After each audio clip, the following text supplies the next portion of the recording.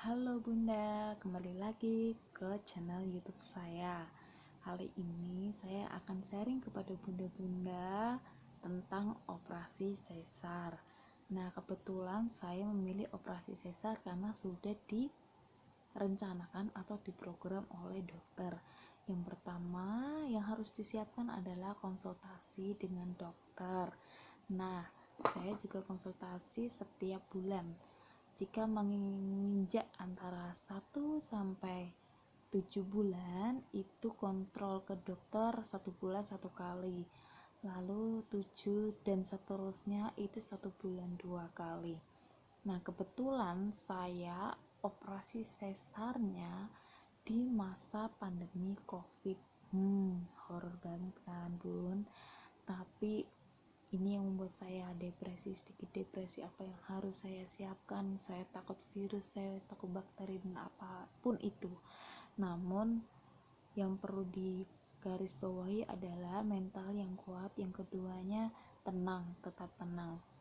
Karena ketika kita yang pertama berdoa, yang kedua memang kita pasrahkan kepada dokter. Nah, hitungan dari dokter dan bidan itu hampir sedikit selisih sih Bun, karena di dokter perkiraan USG saya adalah 34 minggu dan hitungan di bidan itu adalah 38 minggu sesuai dengan ukuran fundus.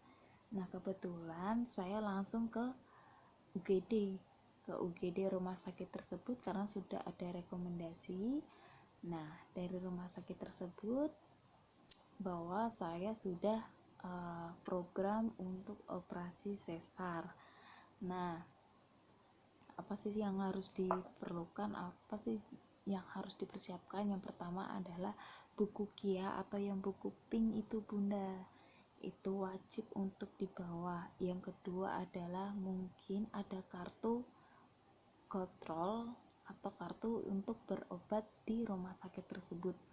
Lalu yang ketiga adalah KTP, fotokopi KTP saja. Kebetulan saya menggunakan BPJS kelas 1. Terus yang keempat adalah fotokopi surat nikah. Ya, fotokopi surat nikah. Lalu yang kelima adalah ini yang sesuai dengan BPJS ya, Bun. Terus yang kelima adalah cuman itu aja sih menurut saya, tidak ada yang lebih lagi, itu udah mengcover semuanya gitu. Nah, yang membuat saya bingung adalah saya sudah masuk ke ruang UGD Bunda. Nah, saya masuk ke ruang UGD itu siang hari di jam 2 siang.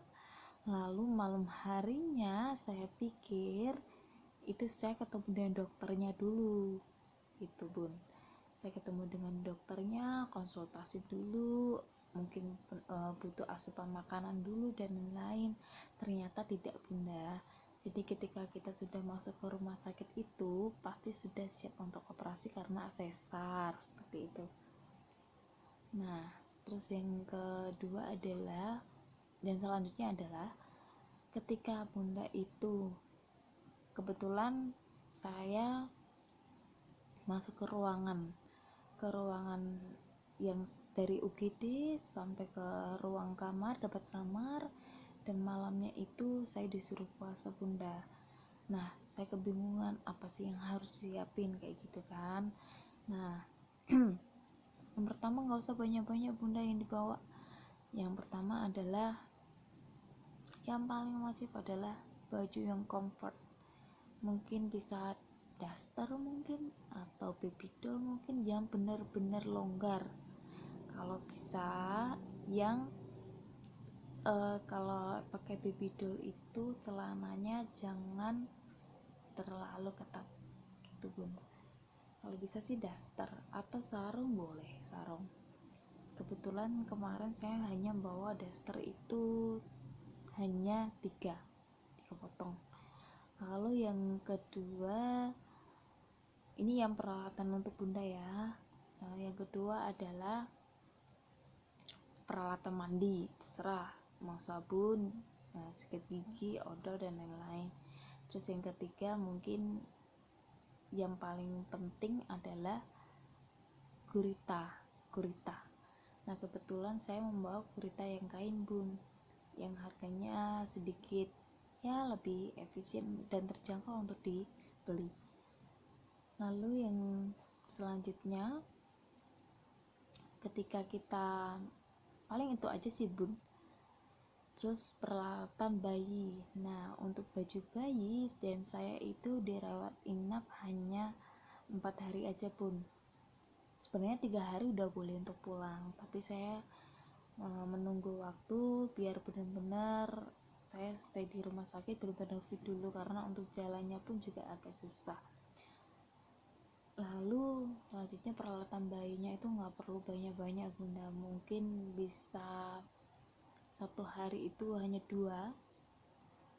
Jadi saya hanya membawa 3 potong atau 3 style baju bayi, terus peralatan bayi, bisa sabunnya seperti itu.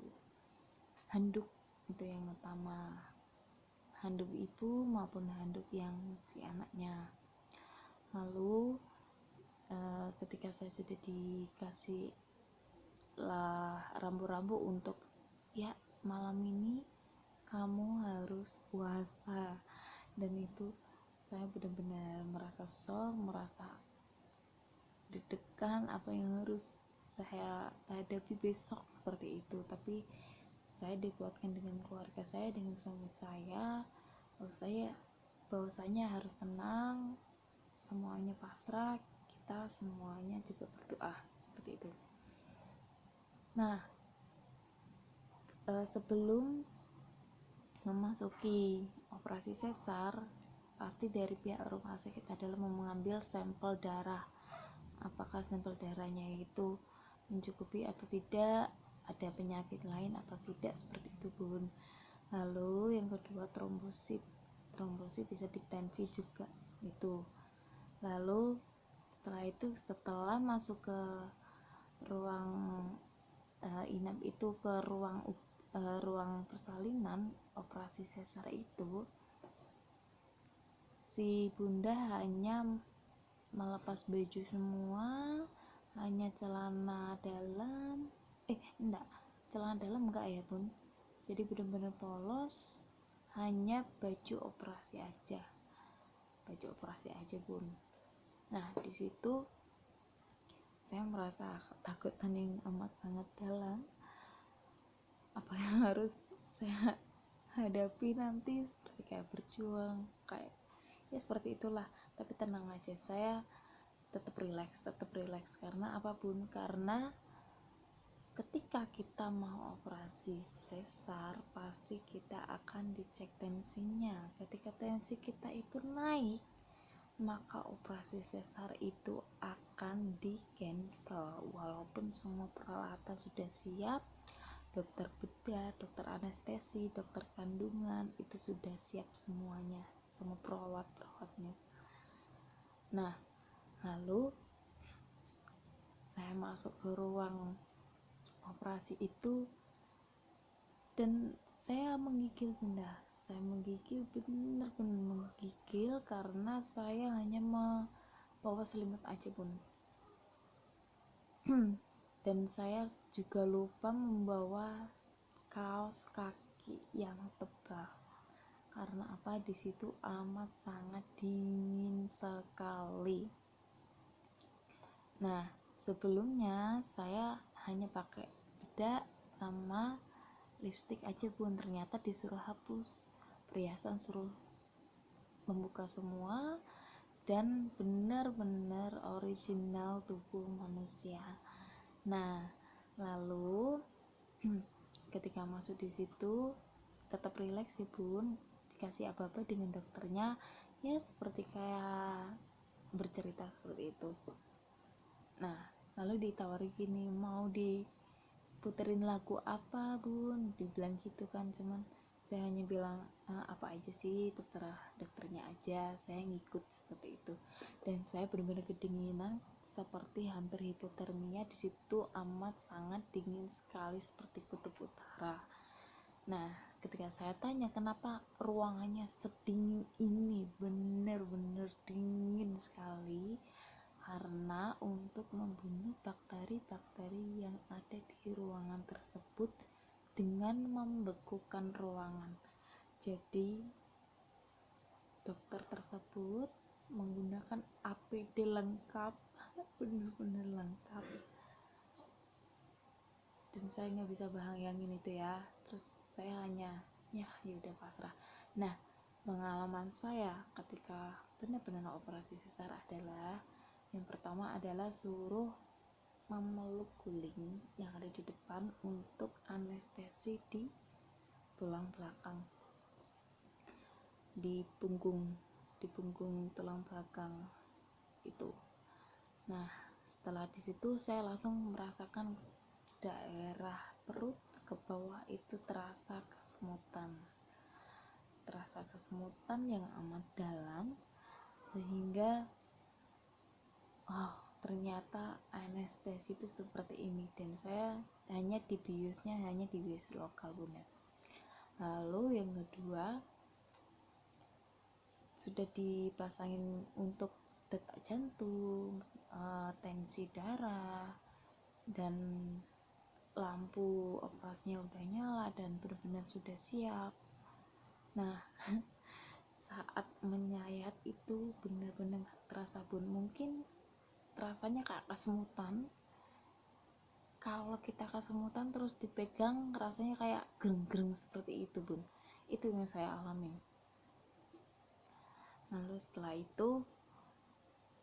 setelah saya tuh sebenarnya masih bisa untuk berbicara, bisa untuk ngobrol, cuman ya biarin aja, biar dokter yang bertugas seperti itu.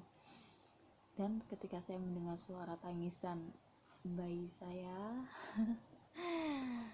itu menandakan bayi saya keluar dengan selamat, alhamdulillah waktu itu. Terus yang kedua, saya benar-benar menggigil Bunda. Saya minta selimutnya itu sampai double 2. Nah, setelah keluar dari ruang operasi, saya dipanaskan di pantulan kaca dari sinar matahari untuk menghangatkan.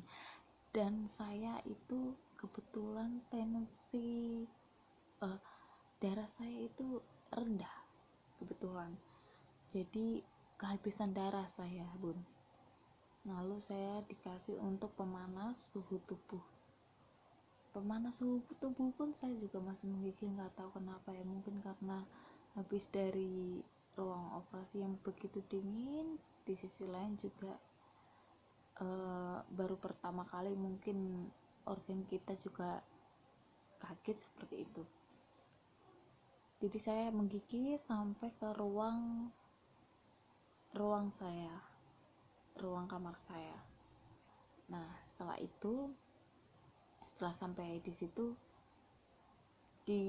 langsung saya mencoba untuk meminum, tapi minumnya jeda 4-6 jam, 4 jam. Jadi saya operasi 8,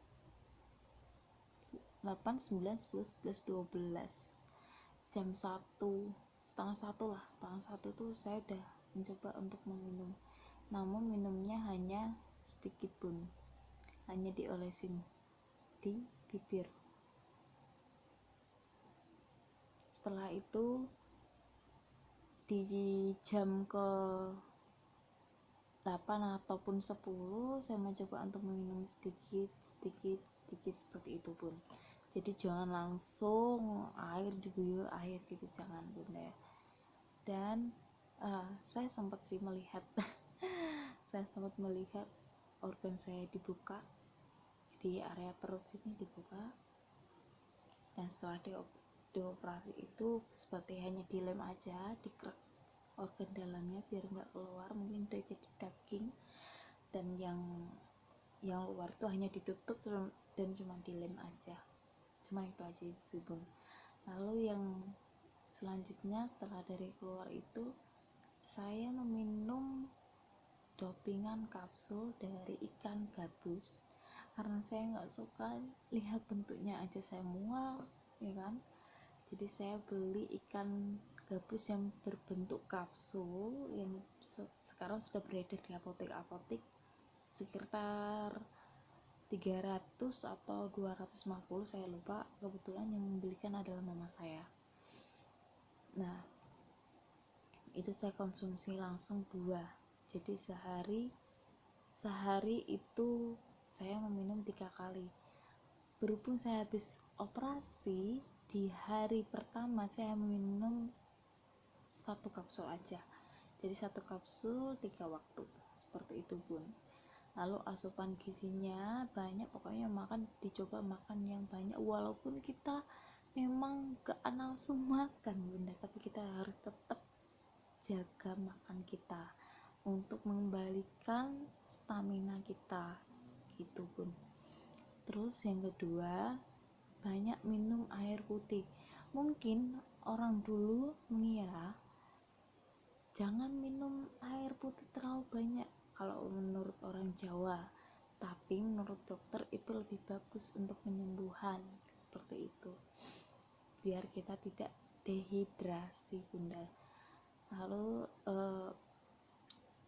ditambah dopingan darah. Kebetulan saya habis 2 ampul, 2 kantong darah itu. Lalu setelah itu, hari keduanya saya mencoba untuk memiringkan badan. Nah, walaupun itu miringnya amat sangat sakit, tapi kita harus sekuat tenaga. Demi apa? Demi kita bisa menggendong bayi kita.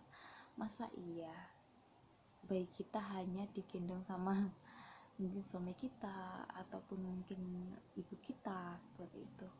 Saya berjuang sekuat tenaga untuk memulihkan saya. Nah, kebetulan saya mencoba memiring. Habis memiring, nah itu di hari pertama itu jangan langsung dimiringkan ya Bun. Jadi habis operasi keluar, jadi pas saya minum itu siangnya itu saya menggerakkan jari kaki digerakkan. Fungsinya, oh ya, ini udah mulai sedikit, masih kesemutan sih, tapi masih sedikit hilang, seperti itu. Lalu setelah itu, ketika semuanya sudah, saya mencoba untuk miring. Pokoknya hari kedua itu saya harus bisa miring. Setelah miring, nah kita memang menggunakan kateter Bunda. Ketika kita selesai sesar, kita langsung dipasang kateter saat kita operasi gitu. Jadi tiba-tiba keluar aja pipisnya. Dan itu kalau di kateter, itu pengalaman pertama saya juga nggak kerasa apa-apa, cuman kayak ganjel gitu aja. Lalu setelah itu, jangankan untuk merasakan kateternya ya Bun, karena kita kan masih habis operasi, jadi masih ada sisa-sisa untuk anestesinya, seperti itu. Nah, hari keduanya saya mencoba untuk bangun, dan caranya adalah mungkin kasur yang saya tempatin itu kan bisa dinaikin pelan-pelan. Jadi makan dinaikin, habis itu turunin dikit. Jadi jangan posisi bednya itu jangan terlalu seperti ini Pun, tapi agak dinaikin. Saya mencoba untuk duduk seperti ini. Awalnya sakit, tapi tetap saya coba terus. Nah, itulah pengalaman saya. Dan ternyata operasi sesar itu emang benar yang diomongkan orang-orang. Sakitnya luar biasa. Sakit jangankan untuk jalan, untuk ketawa aja kita sakitnya minta ampun. Karena mungkin pengaruh saya seperti itu. Karena ketika organ kita dilukai pasti merasakan sakit, tapi kita udah ada anestesinya hilang ya kita merasakan rasa sakit itu pun. Nah, tapi jangan khawatir karena dari pihak rumah sakit memberikan pemulihan obat-obat kimia yang untuk memulihkan tubuh kita bunda, jadi jangan khawatir. Dan saya mencoba untuk hari keduanya turun dari bed posisi duduk tapi kakinya turun, lalu hari ketiga pagi itu saya coba untuk jalan dengan bantuan meja yang untuk makan, kan ada rodanya itu pun. Saya pelan-pelan seperti itu. Awalnya saya berdiri, duduk, berdiri, duduk, berdiri, duduk. Mungkin itu aja pengalaman saya bunda, dan jangan khawatir untuk operasi ini. Dan saya akan memberikan video-video selanjutnya seputar dengan bayi lahir bunda. Terima kasih. Assalamualaikum warahmatullahi wabarakatuh.